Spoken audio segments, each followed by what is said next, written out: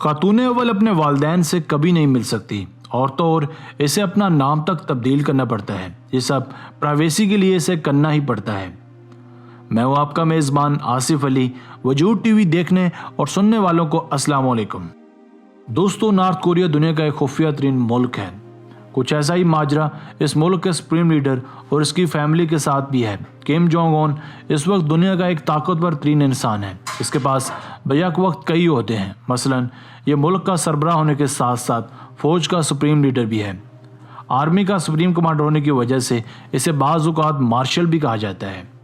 Kim Jong اون دنیا کا ایک طاقتور لیڈر ہونے کے ساتھ ساتھ ایک ہسبینڈ بھی ہے۔ اس نے چند سال پہلے ایک خوبرو خاتون ری سول جو سے شادی کی، چونکہ نارتھ کوریا میں پرائیویسی اور سیکریسی دنیا کے کسی بھی ملک سے زیادہ ہے، اس لیے یہاں کا مقامی میڈیا یا سپریم لیڈر اور اس کی فیملی کی نجی زندگی کو بالکل بھی پبلک نہیں کر سکتا۔ کم جونگ نے اپنے ملک کے ساتھ ساتھ اپنے گھر میں بھی چند قوانین وضع کیے ہیں۔ یہ رولز اس کی وائف اور خاتون اول ری سول جو کے لیے وضع کیے گئے ہیں۔ بہت سے لوگوں کے لیے یہ رولز نہایت مذائقہ خیز ہوں گے، مگر فرسٹ لیڈی کو ہر صورت انہیں فالو کرنا پڑتا ہے۔ تو چلیے دیکھتے ہیں ایسے کون سے قوانین ہیں، ہمارے ساتھ رہیے گا۔ نمبر 8، ری سول جو اپنے والدین سے نہیں مل سکتی۔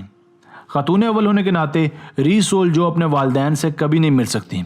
اس کے والد ایک پروفیسر جبکہ ان کی والدہ ایک گائنیکالوجسٹ ہیں، مگر چند ریاستی قوانین اور بزی اسکیجول کی وجہ سے یہ اپنے ماں باپ سے نہیں مل پاتی۔ فرسٹ لیڈی ہونے کے ناطے ان کی زندگی کو اتنا سیکرٹ کیا گیا ہے کہ وہ اپنے والدین کو سالوں تک نہیں ملتی۔ علاوہ ازیں ان کی فیملی کو بھی حکومت کی جانب سے بہت زیادہ ہائیڈ کیا گیا ہے۔ نمبر 7، اسے اپنے نام سے بھی ہاتھ دھونا پڑا۔ دوستو، دنیا کے تقریباً سبھی کلچرز میں یہ روایت عام ہوتی ہے کہ شادی کے بعد خواتین اپنا نام اپنے ہسبینڈ کے نام کے ساتھ منسوب کروا لیتی ہیں، مگر رکیے، ری سول جو کو یہاں بھی ایک قانون سے گزرنا پڑا۔ ان کے نام کے ساتھ ان کے ہسبینڈ کا نام تو نہیں لگا، مگر انہیں اپنا سارا نام بدلنا پڑا۔ پرائیویسی کے نقطہ نظر سے اور ان کے ماضی کو چھپانے کے لیے ان کو ایک نیا فرضی نام دیا گیا۔ ان کا اصل نام کیا ہے یہ کسی کو بھی پتہ نہیں ہے۔ نمبر 6، یہ پبلک میں کہیں بھی گھوم پھر نہیں سکتی۔ ملک کے سربراہ اور افواج ریاست کے سپریم کمانڈر کی وائف ہونے کے ناطے ری سول جو کو نہایت سادہ اور پرائیویٹ لائف گزارنی پڑتی ہے۔ یہ اکیلے پبلکلی کہیں بھی آ جا نہیں سکتی اور نہ ہی گھوم پھر سکتی ہیں۔ ان کے 3 بچے ہیں، حتیٰ کہ وہ بھی اب تک پبلک نہیں کیے گئے اور پوری فیملی کو مکمل پرائیویٹ رکھا گیا ہے۔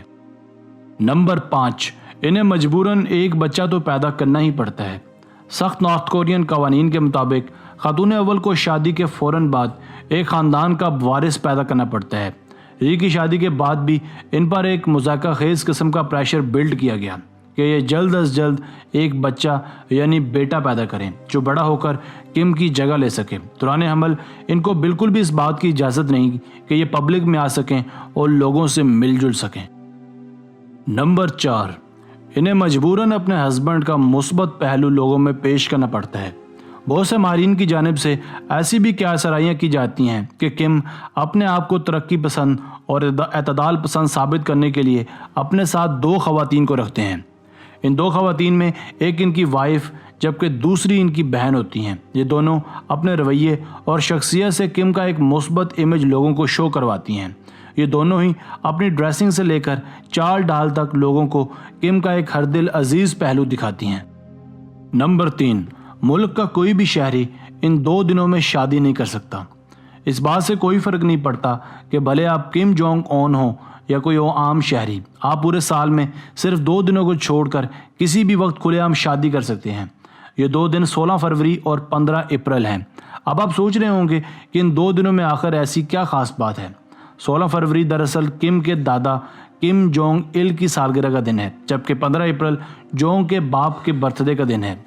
ان دونوں تاریخوں میں آپ ہرگز بیاہ نہیں رچا سکتے۔ عام دنوں میں شادی کرنے والے جوڑوں کو ملک کے سپریم لیڈر کے مجسموں پر پھول چڑھانے پڑتے ہیں اور انہیں ہر صورت روایتی لباس زیب تن کرنا پڑتا ہے۔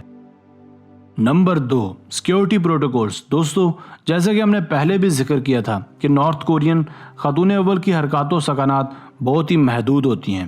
کچھ ایسا ہی ان کے بچوں کے ساتھ بھی ہے۔ چند دوسری وجوہات کے علاوہ ایسا سیکیورٹی پوائنٹ آف ویو سے بھی کیا جاتا ہے، چونکہ نارتھ کوریا ایک کمیونسٹ اسٹیٹ ہے اور ہر طرح کی معلومات حکومت کے کنٹرول میں ہے۔ نارتھ کوریا اور دوسرے ممالک کے درمیان ہمیشہ ٹینشنز رہتی ہیں، اس وجہ سے ان کے اور ان کی فیملی کی موومنٹس پر کڑی نگرانی کی جاتی ہے۔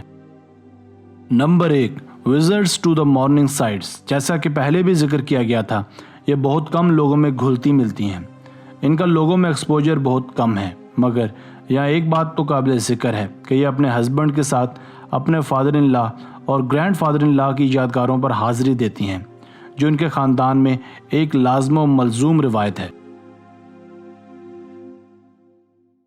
دوستو، آج کی ویڈیو بس یہیں تک تھی، ملتے ہیں ایک نئی ویڈیو کے ساتھ۔ اگر آپ نے اب تک ہمارا چینل وجود ٹی وی سبسکرائب نہیں کیا تو جلدی سے کر لیں، کیونکہ ہم آپ کے لیے اسی طرح کی دلچسپ ویڈیوز لے کر حاضر ہوتے رہا کریں گے۔